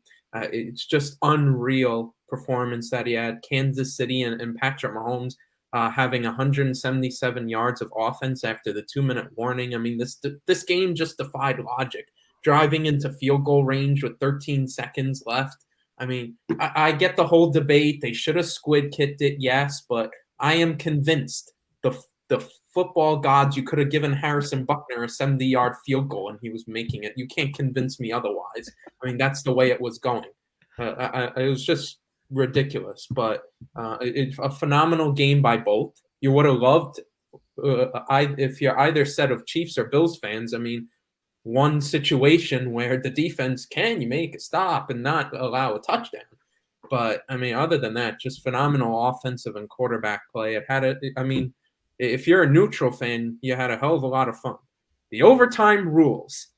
I mean, you won on a coin toss. That's how it is. Both teams, we had this, and it's not like this is the first time we've had this debate. I had this debate in 2018 when it was the Patriots and Chiefs in the AFC Championship, and the Patriots win the coin toss. Brady drives them down the field. It's the conversation. You never had Mahomes on there. They never have a chance. And people will say, oh, what if the defense could stop them and this and that? Is Josh Allen playing cornerback? Last time I didn't check, I checked, he plays offense. So he doesn't have a chance to do anything. He can't, go on his little controller and tell Jordan Poyer, hello, please stop Travis Kelce in the back of the end zone. I mean,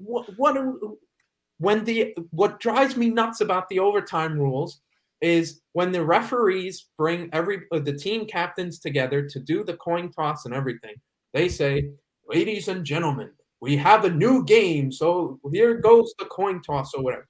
It's a new game. So each side should get a possession. It's a new game. It doesn't make sense. If you say it like that and it's interpreted like that, then yes, then I agree with you. But that's the thing, is that this whole new game mantra that these officials preach, for television purposes, no, it's not. It's in the rule book. It's not a new game. Well, see that, but that's the problem though, is that, which we'll get to my side in a second. But Ian Schraier, the rebuttal. You can't tell me that I'll get to my overtime piece in a second, but you can't tell me that when you're watching Patrick Mahomes and Josh Allen out there, that it's not giving you the vibes of a Peyton Brady, to be. I mean, these are the games that we're going to get to look forward to for AFC championships and games in the future. Sign me up tomorrow. That was fantastic to watch, but there was not one part of me that said it. And we were texting, all the four of us, throughout the entire game. That said to myself, whoever has the ball last is winning this football game. And there was no doubt in my mind about it. I mean, neither defense could stop either team. It didn't matter. And especially when Kansas City lost one of their key corners. And yes, New York Giants legend DeAndre Baker is coming in to cover Gabriel Davis. No wonder why the man had 4 touchdowns. Okay, number one. I mean, the go ahead touchdown that was supposed to give Buffalo the win when Kansas City was getting the ball with 13 seconds left. He literally just shrugs off DeAndre Baker like he's a piece of paper flying through the air and is just standing there all alone in the end zone. Please tell me how good Kansas City's defense really was. Nevertheless, I digress there. I don't know if you guys got a chance to look, or if our viewers got a chance to look on Twitter, but I thought there was a great video piece where for some reason Travis Kelce was mic'd up. And I don't know if anybody had a chance to watch it, but it's fantastic. And he's literally, in so many ways, basically calling the plays that are going to get the Kansas City Chiefs into field goal range in 13 seconds. He's basically telling Tyreek, come across the middle on a cross route, and I'm just going to block for you. I'm going to give you about 20 yards. That's the play that runs. And then I believe Travis Kelce is telling Patrick Mahomes, no one's covering me. I mean, who in the world, when you're still not in field goal range, is giving Kansas City's best weapon in the middle of the field? Because they're not going for the touchdown, at least at that point. I mean, all their D-backs are playing back to prevent the touchdown. So what do? You give their best player over the middle of the field a free release at the line of scrimmage. You could at least try within that 5 yards where you're allowed to make what's not illegal contact, okay, to try to throw him at least off his route a little bit. And then guess what? The game is over. I mean, we could sit here and go into arguments. Oh, they should have squibbed. Hardman would have picked up the ball and the clock would have run a little bit. I still think whoever it was, and this is just my argument, that one of the upbacks would have kneeled on it. I really do. I really believe that was the case here, that Andy Reid and the Kansas City Chiefs absolutely 110% the game plan going into that kickoff. Okay? Overtime rules. If Josh Allen has the football and Patrick Mahomes doesn't, Buffalo wins the football game. Period. That's the other half of the argument no one's talking about. Okay? Not only did Buffalo not stop Kansas City couldn't stop Buffalo. No, but that's the point. Are we having the same argument, okay, 5 days later, if Buffalo scores and Patrick and Josh Allen and the Bills are going to have their opportunity to play for the AFC Championship, to go to the Super Bowl, to have a chance to win their first title, while, look, guess what again? Patrick Mahomes is going to have a chance to go to the Super Bowl again. I think it's a totally different story. I don't think anyone's arguing it if Buffalo wins the coin toss, because everybody probably thought at the moment with 13 seconds left when Gabriel Davis is catching that touchdown pass, oh, Buffalo deserves to be there. And no one's arguing that they didn't. But the fact that Mahomes got the ball first and Mahomes just led a downfield assault for the game-winning down to Travis Kelce and, of course, Tony Romo. Oh, I don't think the game is over, Jim. Like the game was over. Okay. Like Tony Romo just wanted to see that game keep going, and every football fan wanted to. Yeah. But I'm sorry. Listen, and this is the count. This is the rebuttal to Mike's point. Stop a team when it matters. I don't care if Josh Allen's on the bench or if Patrick Mahomes is on the bench. When you're playing that level of football, I don't care who's on the field. Look what the Giants did to Tom Brady in Super Bowl 42. You mean to tell me that the best quarterback in football can't be stopped on one drive? I don't buy that. In a must-win game, in a win-or-go-home game, I'm so done with saturating the overtime rules. I was okay with finally saying, all right, good, if the first team kicks a field, because growing up, to me, that was the worst thing in the world. I hated it. I hated that whoever won the coin toss won the game, because all you had to do was get in field goal range and the game was over. Okay? The fact that they at least have to make you drive at minimum 75 yards if there's a touchback to go down the field, score the touchdown, okay, to me is the piece here, okay?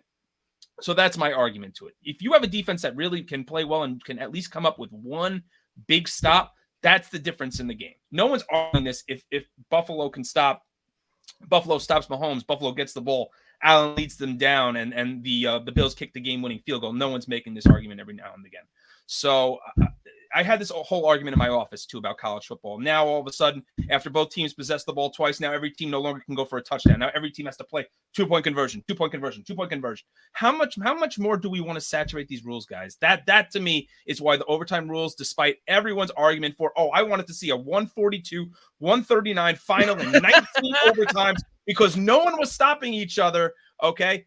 To me, that is the difference here with overtime and why the rules do not need to change. Yeah, and you know what? And I'll be honest with you, and that's what really grinds my gears. Okay? I will end it off here just so we can keep moving forward. We're running low on time, as DeLuca, repeatedly brought up ad nauseum earlier. But the big thing to me, though, is that, this is not college. This is professional, okay? Regardless of these constant rule changes that has been going on in overtime, a flip of the coin can determine your fate. And that's exactly what happened. Why do we have to give the ball back with a touchdown? There is no reason for it. There is none. How much more are we going to do? And exactly what Ian said took the words right out of my mouth. Because Mahomes is a winner, not saying Josh Allen is not, but if Mahomes was not the one on the other end of this conversation would not be happening. 100%. I can guarantee 100%. It. There's no doubt in my mind that it would not be happening because, wow, Buffalo won against Patrick Mahomes one time. Great. The overtime rules are awesome. But Patrick Mahomes defied those rules, and he just did it himself and went down the field in a grand total of, I think it was 5 minutes. 5 minutes into overtime, a Travis Kelce touchdown after Josh Allen called tails in the coin toss. Big whoop. I'm sorry, Mike. I'm sorry, everybody else, but I don't agree.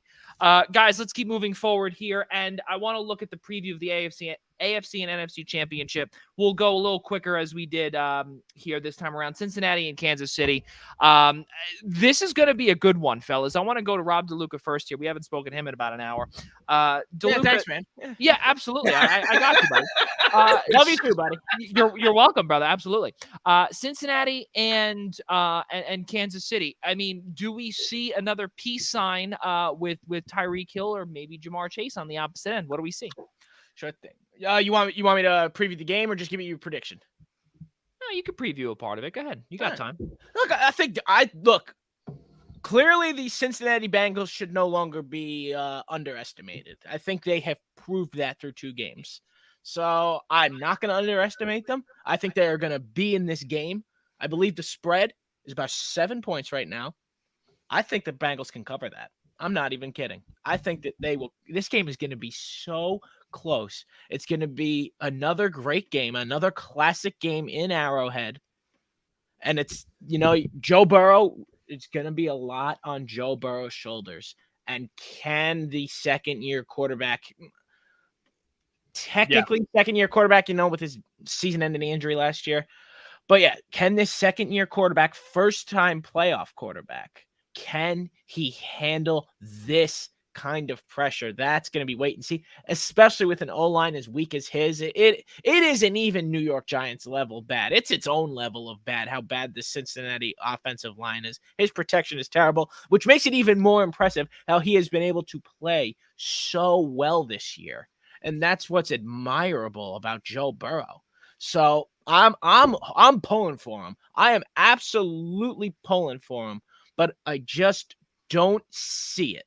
So I think in a very close game, the Kansas City Chiefs will move on. In the end, it's just going to be a little too much. That Kansas City defense is going to swarm Burrow.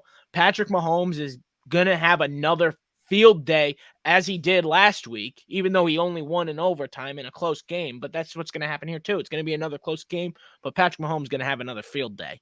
So I think the Chiefs move on in a very close game and a fun one at that point. I just think Kansas City has a few too many weapons for this young Cincinnati team to handle. Ian and Mike will go in order here. Cincinnati and Kansas City, and then your predictions after. I'm gonna use a word that Mike Zabo gave to us last week.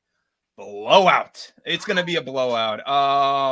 This game is not gonna be close. I'm pulling for Joe Burrow. I really am. I would love to see Cincinnati come out of the AFC Championship game and potentially go to the Super Bowl and see Joe Burrow pull off a miracle. I don't think it's happening here. I think they beat 2 teams that are vastly underwhelming on their way to the AFC Championship game, Las Vegas and that being Las Vegas and Tennessee. You've got a first-time postseason appearance by Joe Burrow going into Arrowhead. You've got a first-time wide receiver in the playoffs. Basically everybody on that team it's their first time ever in the playoffs, going up against an experienced, more than well-experienced Super Bowl winning Hall of Fame head coach. Game plan here. It's so tough to win at Arrowhead to begin with, and now you're going to throw all those factors into the game. I don't think this game's going to be all that close. I'm going to say Kansas City 38, Cincinnati 14. Mike Zabo, what do you got? In terms of the Kansas City Chiefs and the Bengals, I mean, how do you stop Travis Kelce? That's the big thing. I mean, I don't see how Cincinnati comes out of this. I love Joe Burrow and the story of the Cincinnati Bengals this year. I'd love to see them be able to just absolutely shock Arrowhead and be able to pull off a crazy win there, but I'm going to say I think they'll give them a fight because, I mean, that Kansas City secondary is god-awful. I mean, Josh Allen put that secondary to shame last week. I think Joe Burrow can at least do half that kind of job. I think it'll be 28-20 Chiefs. Let's keep moving forward here, fellas. And right after we make our picks here, we want to go into Major League Baseball for the Hall of Fame talk. So the next thing here, obviously, is LA and San Francisco. And we obviously got a chance to speak with Kyle Madsen. He's, I'm sure, absolutely ecstatic. We followed his Twitter he's going bongos that San Francisco might have another chance at a Super Bowl run. We saw it a couple of years ago with Jimmy G, but is it enough to get it done in Los Angeles and potentially? And again, the winner will be staying in LA to play at SoFi Stadium. I want to start with Ian here first. I mean, at the same time, do you want to get my my pick in for the pool, because this is the same game that I picked for my right, that is true. I love your pick. I mean, to really kind of scout the game here, I think I'll just go back to what I said about Matthew Stafford. Clearly the resume, and I'm not trying to understate what San Francisco's doing here. Look, I mean, Kyle Madsen said it best.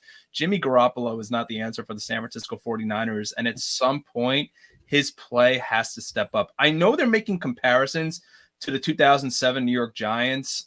Eli Manning was the New York Giants quarterback. Like the Giants could move the football.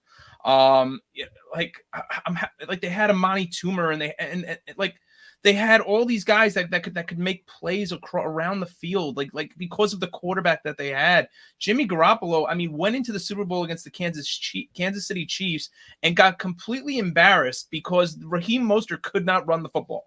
Okay, so I'm really trusting in Sean McVay here, and it's not even just so much Stafford too. Sean McVay, I mean, this guy continually comes in with a great game plan week after week after week, found ways to exploit the Tampa Bay Buccaneers, and granted nearly lost the game last week, but I love the fact that the Rams are playing at home.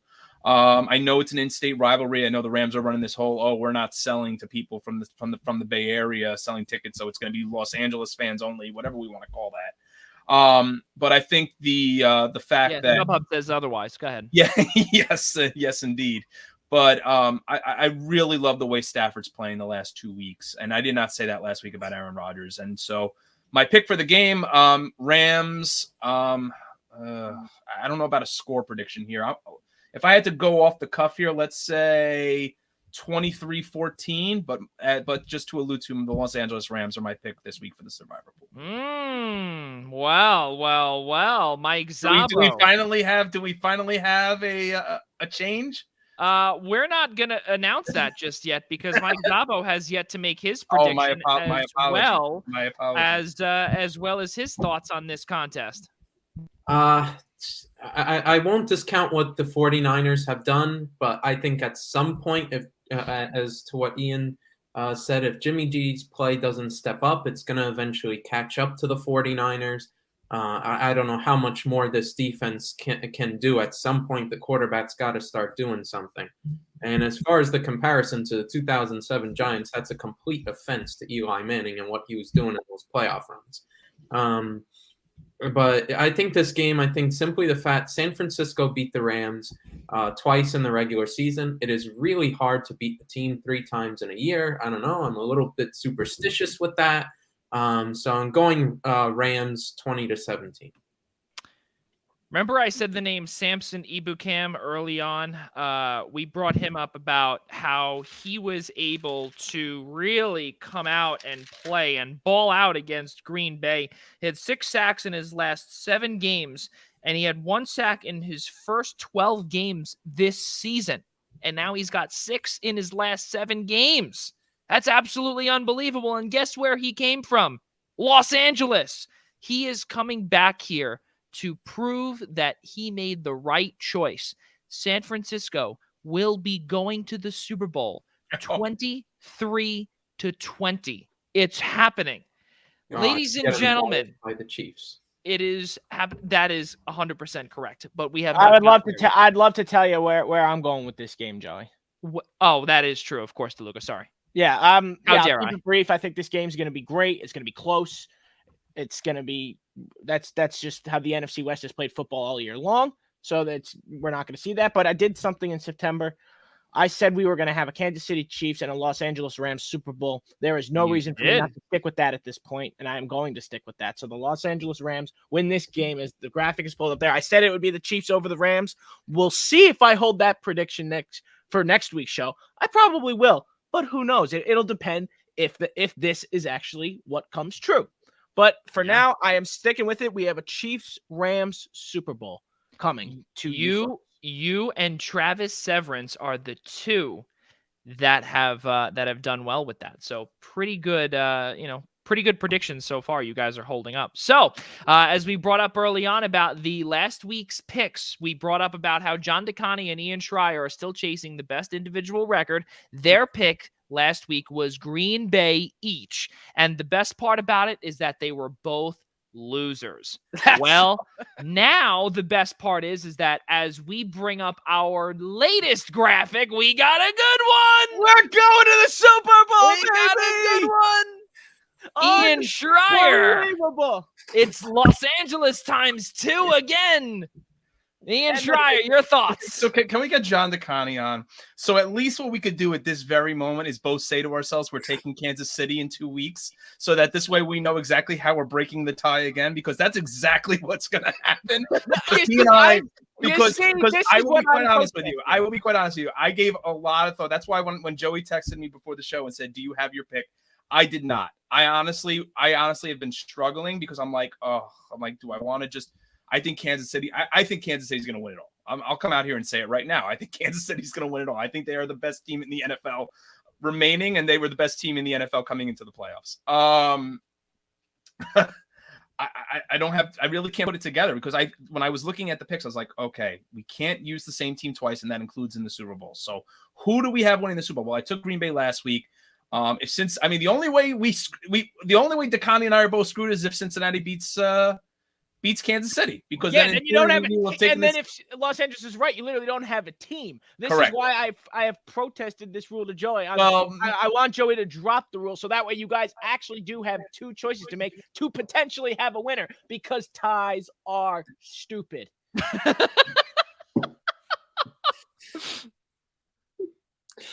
Ian muted himself. There we go.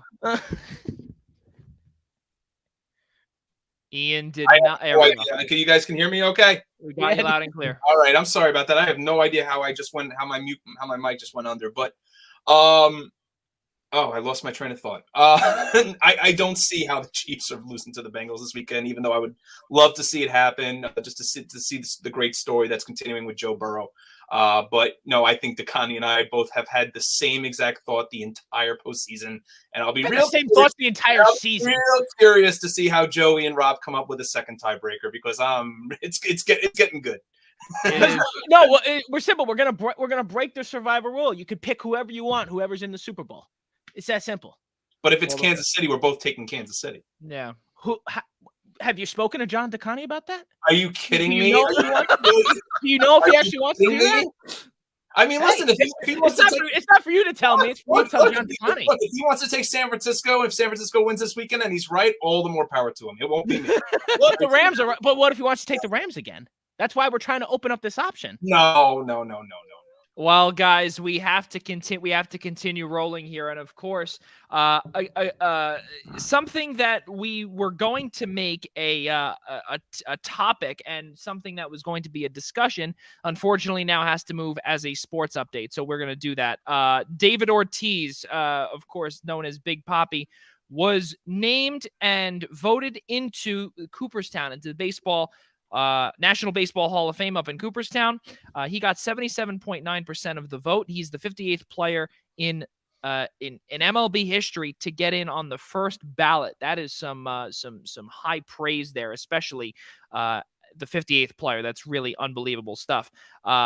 A lot of names are never going to be on the ballot ever again for the Baseball Writers Association of America, and that is something that I'm sure we will discuss at some point soon, and will definitely come baseball season. Barry Bonds, Roger Clemens, Curt Schilling, and Sammy Sosa did not get 75% of the votes, and because they've been on the ballot for the last 10 years, they are no longer on the ballot and will forever be kept out of the Baseball Hall of Fame. Definitely something that we'll be discussing in the near future, because that is a lot of baseball history, regardless of the asterisks.